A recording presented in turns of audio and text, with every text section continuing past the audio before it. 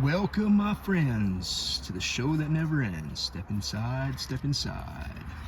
We're going to do a little fish scale behind the scenes. This is a cool paint technique that's super easy to do. You can see it's got like the fish scale. Excuse my compressor. So you got the fish scale effect, and it's really simple to do with just basic stuff. You can use, I have a vinyl cutter, and what I do is I cut circles out, okay? But you can use like scissors or a hole puncher or something. Basically, all you just need is a bunch of circles and line them up in a row, and then you stick a piece of tape over them so you got a bunch of half circles stuck in a row, okay?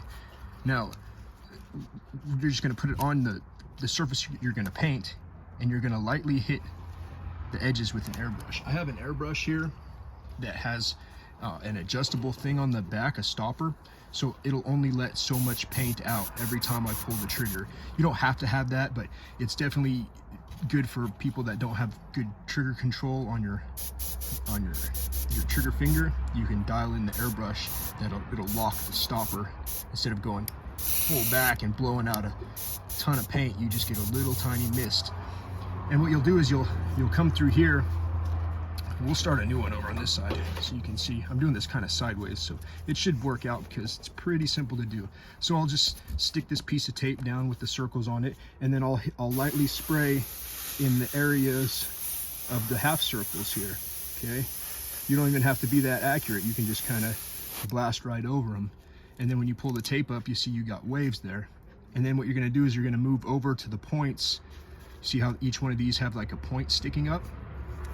You're going to slide over the template so it touches the point to the center of the next set of rings. So you can see I have the point now touching the middle of that half circle. And then you're going to do the same thing again. You're going to, I mean, the slower you do it and the more accurate you do it, the better your circles are going to be. But the same principle will happen every time. And you just keep moving them back and forth, one step over at a time, so the points are in line with the middle of the circle. You hit the edges with a little black color, whatever color you want to use with the airbrush, and then you just do that over and over again, and you slowly build up these scales, and eventually you'll have a whole wall of scales there. And you could do that on anything, snake skin, dragon skin. But yeah, you can see there's the scale pattern there.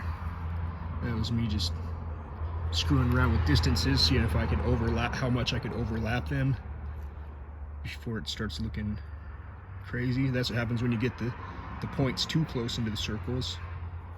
This is super distanced. You can have wide scales if you separate the points from there, and then these are just basic right on the money scales. You can see it gives you three different kinds of effects, but it can be used as clouds too. I guess, look, you can make some rain clouds like that.